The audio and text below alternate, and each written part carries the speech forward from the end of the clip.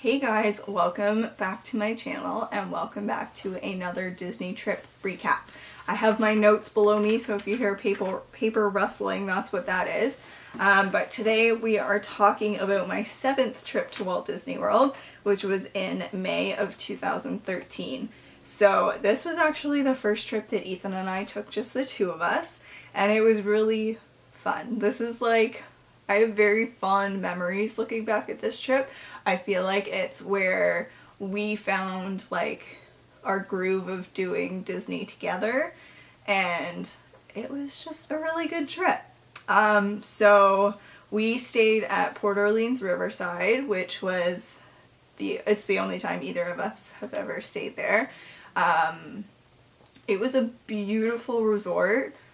It was just really confusing for me, and I don't know why. We were staying in the Alligator Bayou area, so there's like the mansion type rooms, and then there's the Alligator Bayou, which are like kind of cabin-ish, but all of those buildings look the same, and I don't know if it comes from staying at Caribbean Beach, where like there's different sections of different colors that you can clearly see like I'm in the wrong area.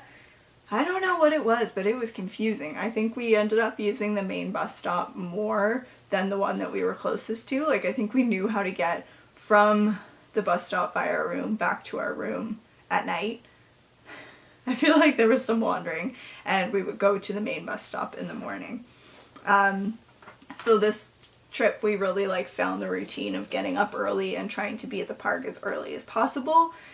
So we would go to the main building, get a coffee, sometimes a muffin, sometimes not even a muffin, and go straight to the park. So we tried to rope drop as much as possible. I think this was the first trip that I had read one of the unofficial guides to Walt Disney World, which, yeah, 2013 is right over there.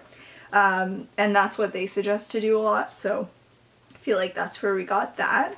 It was the first time we had rope dropped at Animal Kingdom, and one of the stories that I still remember from that was we were there, and like, so that book explains what rope drop is, where you go to the park right like before opening, and they actually have a rope that they walk you back to the ride to the back of the park to open the park. So we went to Animal Kingdom and we wanted to go on Expedition Everest first.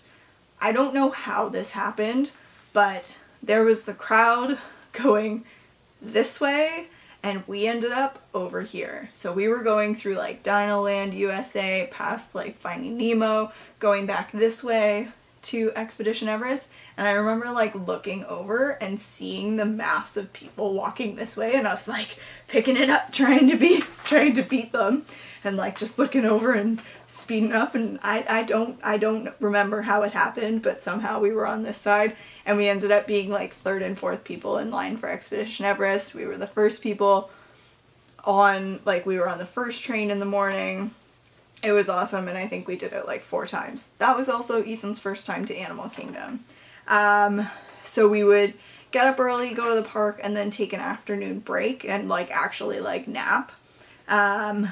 We went to Flower and Garden, which we love. I will try and find as many pictures from this trip as I can and throw them in. Yeah, the day we got there, I don't remember what time. I think we got there around lunchtime, and yeah, I think we had gotten an earlier flight because we wanted to be in Magic Kingdom like that day. And we like brought stuff that we knew we were gonna need for the parks, like brought a change of clothes because we did Magical Express, so we knew our luggage was gonna take a little bit. This was before Magic Bands, and I think it was still with Fast Pass. Yeah, it would have been with paper Fast Passes. And the day we got there, we had lunch in the like food court, and it was my first trip wearing glasses, and I didn't have my glasses on, I guess because I had my sunglasses on top of my head, and I was like, oh yeah, I'll get the food, and I get the food, and Ethan was like, I'm gonna grab a seat, I'm gonna have the food, and I cannot see Ethan, like, because I'm, I don't know, near or far-sighted, but far away is blurry. So I couldn't see him, and I'm just like, well, I have the food. This is embarrassing. So, because he ended up being like way in the back corner beside the like water wheel thing at that resort. And so we sat there, and then we went to Magic Kingdom, and I like booked it. It was the first trip that the Journey of the Little Mermaid Under the Sea Ariels Adventure ride was open, and that was the first thing we were doing, and we waited for like a half an hour in line, but I was so happy because Little Mermaid is my favorite Disney movie, and I was so excited to finally ride the ride. I had not watched any YouTube videos, anything like that. I'm pretty sure Ethan filmed me on it because I was just like the whole time because I loved it. And I still love it. And Ethan's like, that ride is not that special. They literally copied the one from Disneyland. And I'm like, I don't care. My 5-year-old self would have killed for that ride to be there when I was that old. That it's just, like, the nostalgia is just too big. Like, I just love it. So that trip we actually drove, or in the Toronto area, so we drove to Buffalo, stayed the night in Buffalo before flying out, because again it was an early flight. Yeah, that makes sense. My mom actually drove us, so thanks Mom, and she picked us up. So we drove there because flights were cheap. It's cheaper to fly out of Buffalo because it's domestic. And yeah, that's all I can think to say about that. And then trying to remember all the restaurants we ate at. So we ate at the San Angel Inn in the Mexico Pavilion, the Plaza, which we had a really creepy waiter who was like an older gentleman who, instead of standing to give us like the specials and we were on the dining plan to like show us our options, he sat down at our table, and I was creeped out by that because it was like a table for two and he just like pulled up a chair and sat down and told us stuff. Yeah. No. Paradiso 37 at Downtown Disney, 50s Primetime Diner. This was the first time and the only time I've eaten dinner at Be Our Guest, and we had a 9 p.m. reservation because it was really hard to get a reservation, still is. Our dinner times were all over the place because we only planned this trip like a few months in advance, and I had really bad like stomach issues. Like I find I get to the point like I'm hungry, and then when I'm not hungry anymore, I start feeling sick. So that happened a lot this trip, and this was before I discovered Pepto-Bismol capsules. So I struggled and like just was not hungry, didn't eat a lot at meals, and just because meal times were all over the place, like 9 p.m., 4 p.m., all over the place. It was really hard to like have a consistent schedule and like find snacks and stuff in time. But it's something that I learned, like, to try and make meal times as consistent as possible, because it, like, my body needs that, I guess.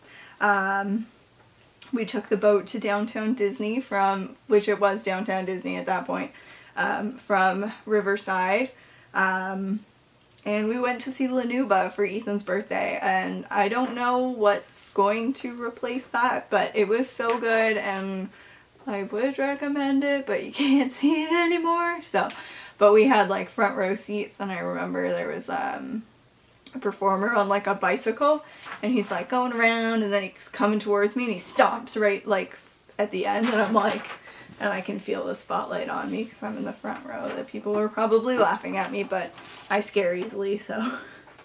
And I think that's it. The coffee that we would get at Riverside was like the iced coffee with vanilla.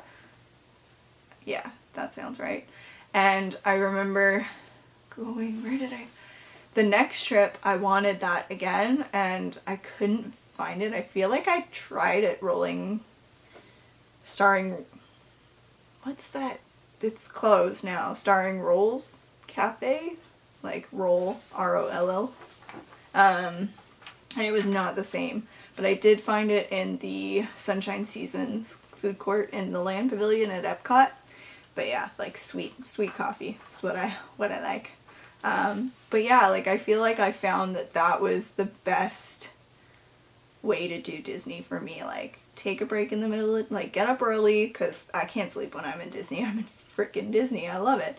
and then take a break, nap, because you're going to be tired, and then go back and you have the night to enjoy. No, it wasn't the first. Ethan still hadn't seen Illuminations. No, because I wasn't feeling well, so we went back to the room early. I remember that. And he hadn't seen it. And I was like, I'm sorry, like, I just really need to go back to the room. I don't feel well.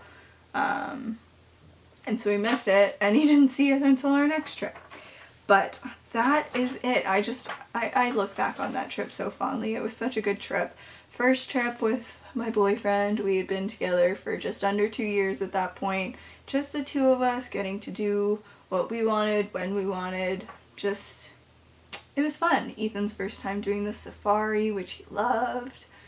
It was just a really good trip. So I hope you guys enjoyed this trip recap.